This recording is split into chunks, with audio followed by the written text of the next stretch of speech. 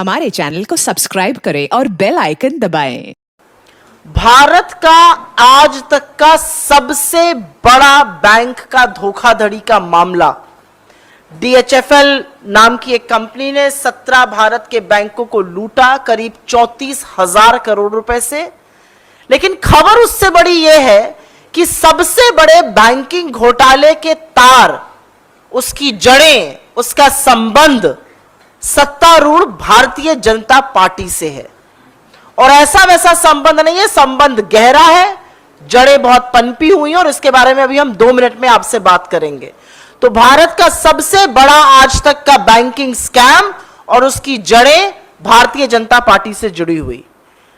आपके व्यूअर्स के लिए और आपकी जानकारी के लिए 2 मिनट में समय रेखा बता देते हैं और उसके बाद आगे की बात करते हैं।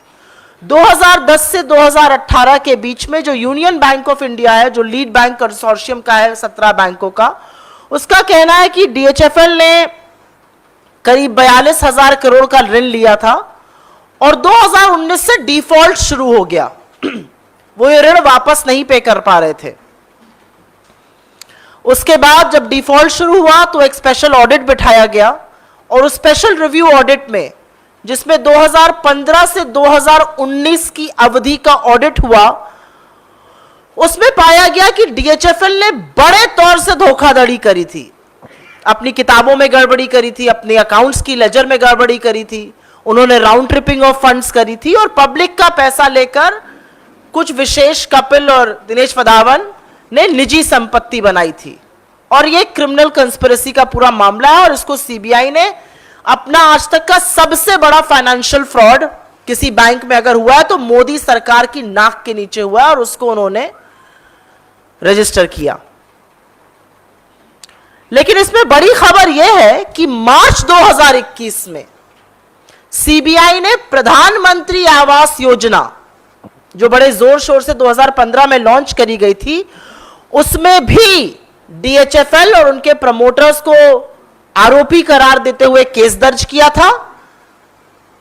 एक फिक्टिशियस बांद्रा ब्रांच के नाम से, सिर्फ ऑन पेपर बांद्रा ब्रांच के नाम से एक बैंक खोला गया, जिसमें करीब 2,60,000 ऋण के खाते खोले गए और उससे इस कंपनी ने पैसा कमाया और पैसा इंटरेस्ट सबवेंशन से भी कमाया गया। लेकिन बड़ी खबर यह है कि यह घोटाला प्राइम मिनिस्टर आवास योजना के ऑडिट में सामने नहीं आया। यह एक्चुअली यस बैंक का जब फोरेंसिक ऑडिट होने लगा तब सामने आया। 2015 से 2018 तक एक कंपनी लूटती रही भारत सरकार को, एक कंपनी लूटती रही जनता के पैसे को। वो PM आवास योजना के ऑडिट में सामने नहीं आया, वो यस बैंक में सामने आया। लेकिन अब सबसे बड़ी सनसनीखेज खबर इस पूरे मामले में और वो है उन जड़ों की बातें, उन तारों की बातें जो हमने पहले कही थी। एक संदिग्ध कंपनी है, एक कंपनी है जिसके खिलाफ केस चल रहा है, एक कंपनी है जिसने भारत का सबसे बड़ा धोखाधड़ी का बैंक फ्रॉड किया है।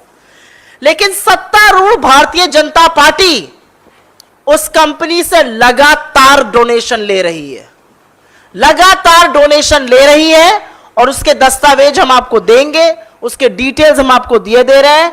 करीब 28 करोड़ रुपए का डोनेशन भारतीय जनता पार्टी ने DHFL से, उसके प्रमोटर्स से, उसकी संबंधित कंपनियों से लगातार लिया है। RKW डेवलपर्स, जो कि DHFL के मालिकों के स्वामित्व की एक कंपनी है, उससे 10 करोड़ रुपए लिया। फिर वधावन ग्लोबल कैपिटल लिमिटेड से 10 करोड़ रुपए लिया।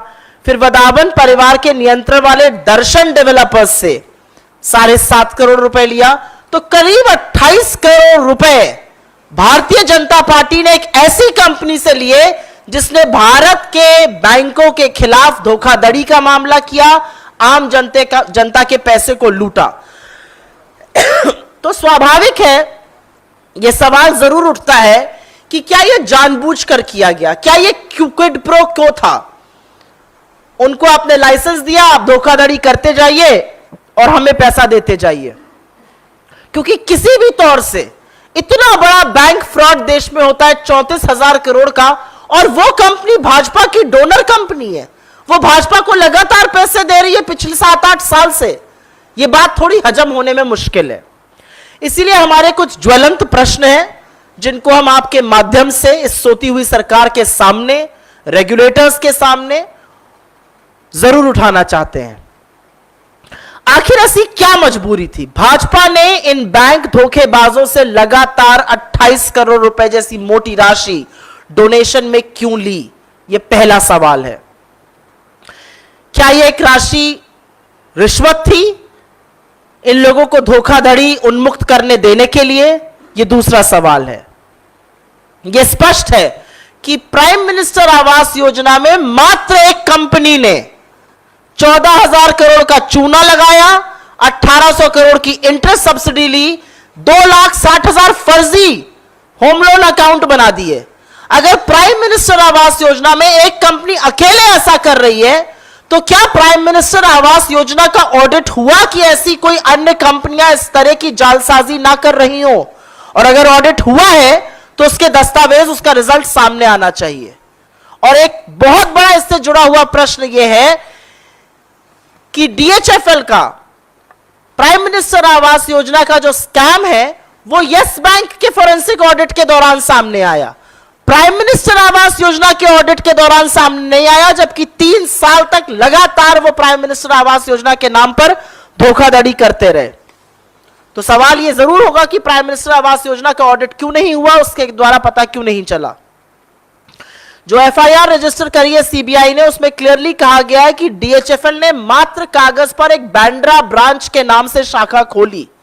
तो सवाल यह भी उठता है कि banking regulator RBI, market regulator SEBI, housing regulator NHB, national housing board, ये सारी एजेंसियां क्या कर रही थी? इनकी भूमिका पर सवाल जरूर उठता है। क्या न्यू इंडिया में एजेंसियां बिल्कुल अनजान बनी रहेंगी, अनभिज्ञ रहेंगी? और 2 अंत में सवाल हैं जो आपके सामने बोलने जरूरी है। बैंक धोखाधड़ी को नियंत्रित करने के लिए सरकार क्या कर रही है? यह सच है कि एनपीए के खिलाफ एक बड़ी मुहिम यूपीए सरकार ने चलाई थी, तत्कालीन आरबीआई गवर्नर रघुराम राजन ने चलाई थी। क्रोनी कैपिटलिस्ट के चलते उनको उनके पद से हटने के लिए मजबूर करना पड़ा। आपने बैंक ऋण को नियंत्रण करने के लिए, दोषियों को सजा देने के लिए क्या मुहिम चलाई है? आपकी नाक के नीचे हिंदुस्तान के सबसे बड़े बैंक फ्रॉड हो रहे हैं, चाहे वो एबीजी शिपयार्ड हो 20,000 करोड़ से ऊपर, चाहे वो डीएचएफएल हो जो आज 34,000 करोड़ के फ्रॉड की हम बात कर रहे हैं, चाहे वो नीरव मोदी हो, मेहुल चोकसी हो, विजय माल्या हो, जो बड़ा बड़ा चूना लगाकर इस देश को आपकी नाक के नीचे, आपकी संस्थाओं को गोली देकर इस देश से चले गए। उनके बारे में आपका क्या एक्शन है, क्या क्रियान्वयन है? और अंत में, क्योंकि यह पब्लिक डोमेन में, मुझे कहने में कोई संकोच नहीं है कि एसबीआई जो बैंक है, स्टेट बैंक ऑफ इंडिया, उसने तत्कालीन रिलायंस कम्युनिकेशन जो अनिल अंबानी जी के अधीन कंपनी थी, उसके खिलाफ धोखाधड़ी की शिकायत करी है। आज तक सीबीआई ने इस पर एफआईआर दर्ज करके केस संज्ञान में क्यों नहीं लिया है? क्योंकि एक दूसरा फ्रॉड बन रहा है। तो सवाल बहुत ज्यादा है, लेकिन सबसे महत्वपूर्ण और सबसे ज्वलंत सवाल यही है कि भाजपा ने एक ऐसी संदिग्ध कंपनी से, जिसने हिंदुस्तान के आवाम के खिलाफ, हिंदुस्तान के बैंकों में 34,000 करोड़ रुपए का फ्रॉड किया, मोदी सरकार के तत्वाधान में, उनकी नाक के नीचे, उससे इतनी मोटी रकम डोनेशन की क्यों ली गई? और क्या यह रिश्वत है उनको इस तरह का फ्रॉड करने देने की? डीएचएफएल के खिलाफ मामला 2018 से ही चल रहा है। 2018 में यह बात लाइट में आ गई थी कि वो अपने पेमेंट्स पे डिफॉल्ट कर रहे हैं। मीडिया रिपोर्ट्स के बाद इसको संज्ञान में भी लिया गया था और उनके खिलाफ मामला चल रहा था। अगर एक कंपनी के खिलाफ बैंक फ्रॉड का मामला चल रहा है, तो क्या राजनीतिक नैतिकता यह कहती है कि आप उस कंपनी से डोनेशन लीजिए? उसके बारे में फाइनेंस मिनिस्ट्री को पता है, उसके बारे में कॉर्पोरेट अफेयर्स मिनिस्ट्री को पता है, उसके बारे में आईबीसी को पता था, एनसीएलटी को पता था, डीएचएफएल बिका, उसको पीरामल्स ने खरीदा। ये सारी पब्लिक डोमेन में नॉलेज है। और उसके बाद भी आप एक ऐसी कंपनी, ऐसे प्रमोटर्स, ऐसी एसोसिएटेड कंपनी से लगातार डोनेशन ले रहे हैं, तो या तो आपकी पैसे की हविश बहुत ज्यादा है और आपको फर्क ही नहीं पड़ता कि पैसा कहां से आ रहा है, all that you understand is the colour of money irrespective from where it is coming. It could be coming from fraudsters today, it could be coming from anti-national elements today, it could be coming from terror funding tomorrow. तो आप तो सिर्फ पैसा लेना जानते हैं, या और मुझे ऐसा लगता है कि यह सवाल जरूर उठना चाहिए कि क्या यह वो रिश्वत थी जिसने अलाउ किया, जिसने हौसला दिया बधावंस को यह करने का जो वो कर गुजरे। सबसे बड़ा देश का बैंकिंग फ्रॉड 34,000 करोड़ रुपए करना कोई आसान बात नहीं होती है, और अगर ऐसा हुआ तो बिना सरकार के संरक्षण के, और ऐसी सरकार के संरक्षण के जिसकी पार्टी ने लगातार यह मामला उभरने के बाद भी डोनेशन एक्सेप्ट करी, यह अपने आप में सवाल उठाता है। मुझे नहीं लगता भारत की 1.25 करोड़ जनता की पसंद है मोदी जी, चाहे वो सीएए हो, चाहे वो फार्मर प्रोटेस्ट हो, चाहे वो नौजवानों का अभी का आंदोलन हो जो तथाकथित अग्निपथ पे लोगों ने सड़कों पे उतर के किया। मुझे नहीं लगता कि ये एक चिट दे देना या ये बैठकर कह देना कि उनकी पसंद है, नहीं, ये पसंद की बात नहीं होती है। एक फ्रॉड है और फ्रॉड के बारे में सवाल उठने चाहिए, और इंडिपेंडेंट और रिस्पॉन्सिबल मीडिया से हम चाहते हैं कि ये बातें डिस्कशन में आए, हम चाहते हैं ये नैरेटिव बने। ये सवाल उठने इसलिए जरूरी है क्योंकि ये किसी के घर का पैसा नहीं है जो बैंक फ्रॉड 34,000 करोड़ का हुआ है, ये भारत की जनता का पैसा है, और भारत की जनता के पैसे के साथ खिलवाड़ करना किसी को भी इस बात की अनुमति नहीं है। और सरकार की नाक के नीचे इतना बड़ा फ्रॉड हुआ और उस कंपनी से सरकार लगातार डोनेशन देती रही। मुझे लगता है कि आज राजनीतिक नैतिकता पर बहुत सवाल भी उठेंगे, और आज सवाल शायद बहुत सारे फाइनेंशियल इरेगुलरिटी पर भी उठेंगे। आपके माध्यम से इस मुद्दे को उठाने का आशय ही यह है कि चाहे ये एजेंसीज हो जिनका आपने नाम लिया, जो इन्वेस्टिगेटिव एजेंसीज हैं, या जो रेगुलेटर्स हैं, मैंने बार बार रेगुलेटर्स से भी आह्वान किया कि आपकी जिम्मेदारी है, नैतिक जिम्मेदारी है कि हिंदुस्तान की जनता के पैसे के साथ इतना बड़ा फ्रॉड हो जाता है और आप अनभिज्ञ रहते हैं, यह अपने आप में एक गड़बड़ बात है। आज इलेक्शन कमीशन से मेरा आह्वान है कि ऐसे बड़े फ्रॉडस्टर्स का डोनेशन कैसे पॉलिटिकल पार्टीज एक्सेप्ट कर सकती है और सत्तारूढ़ दल इसको कैसे एक्सेप्ट कर रहा है। क्या पॉलिटिकल पार्टीज के ऊपर कुछ अंकुश नहीं है क्योंकि भारतीय जनता पार्टी सत्ता में है? तो क्या उनके ऊपर कोई अंकुश ही नहीं है कि आप किसका पैसा, कल को आप टेरर फंडिंग का पैसा भी ले लीजिएगा क्या, क्योंकि आपको तो पैसे के रंग से मतलब है। तो मुझे ऐसा लगता है आपके माध्यम से हमारा आह्वान सारी एजेंसीज को है, रेगुलेटर्स को है, और खासतौर से चुनाव आयोग को है, क्योंकि ये डोनेशंस आई हैं और इसके दस्तावेज हैं जो प्रूफ करते हैं कि आई हैं। जरूर इस बारे में सवाल उठना चाहिए कि आखिर किसका पैसा लेने को और कहां तक आप मजबूर हैं। और इस तरह की बयानबाजी, इस तरह का दौड़ दौड़कर इंटरव्यू देना इस देश के गृह मंत्री को शोभा नहीं देता है। दुख होता है यह देखकर कि जिस चेयर पर, जिस कुर्सी को, जिस पद पर कभी लौह पुरुष सरदार वल्लभ भाई पटेल थे, आज अमित शाह जी हैं। और इसलिए दुख होता है क्योंकि सुप्रीम कोर्ट के जजमेंट्स को पॉलिटिसाइज करना, उनके जजमेंट से पॉलिटिकल माइलेज और गलत पॉलिटिकल माइलेज निकालना किसी के लिए भी गलत काम है। सुप्रीम कोर्ट ने गुजरात के गवर्नमेंट को, गुजरात के चीफ मिनिस्टर को कोई भी क्लीन चिट नहीं दी है। इसका तुसी ग्रेट हो, जैसा कि हमारे सीनियर काउंसिल, जैसा कि अभिषेक मनु सिंघवी जी ने कहा, उन्होंने कोई तुसी ग्रेट हो नहीं कहा है, उन्होंने एसआईटी की प्रोब को अपहोल्ड किया है। लेकिन उसमें अपने आप ये जो पॉलिटिकल जुमलाबाजी हो रही है, इससे पॉलिटिकल माइलेज निकालना गलत है। भक्त ये कर रहे थे, ट्रोल ये कर रहे थे, लेकिन इस देश के गृह मंत्री को ये करते देखकर मुझे विशेष दुख होता है। लेकिन हां, अपने आप में कुछ बातें जरूर उठेंगी।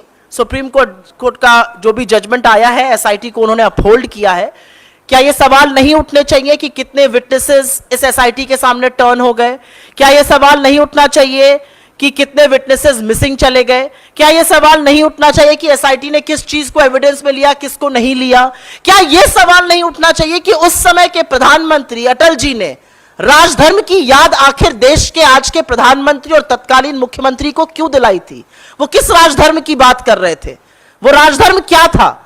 क्या इन सवालों का जवाब भी गृह मंत्री अमित शाह दे सकते हैं, या अटल जी तब गलत थे और आज वो सही हैं? मुझे लगता है कि उस समय मोदी जी किस तरह से अलग थलग पड़े हुए थे अपनी पार्टी में, उनकी कंपनी में उनके साथ दिखना भी भाजपाइयों को पसंद नहीं था। यह सच था कि उस समय की तत्कालीन जो सेंट्रल की सरकार थी वो मोदी जी को बर्खास्त करना चाहती थी, और वो सब पता है कि अटल जी का और अडवाणी जी का क्या द्वंद था उसमें, और कैसे राजधर्म की याद दिलाई गई।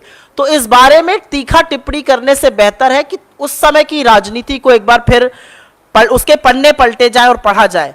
और एक चीज जरूर याद रखिएगा, मोदी जी को के ऊपर कौन से आक्षेप लगे थे, वो अलग बात है कि एसआईटी ने उनको क्लीन चिट दे दी, लेकिन किस तरह के आक्षेप लगे थे उस पर, और आज एजेंसियों को जिस तरह से मजबूर किया जा रहा है, एजेंसियों को जिस तरह से भाजपा का फ्रंटल बनाया जा रहा है, इन दोनों चीजों का कंपैरिजन नहीं है। इंग्लिश में एक लाइन होती है, we can not compare apples to oranges, that's what Amit Shah is trying to do. As far as repeating this sentence,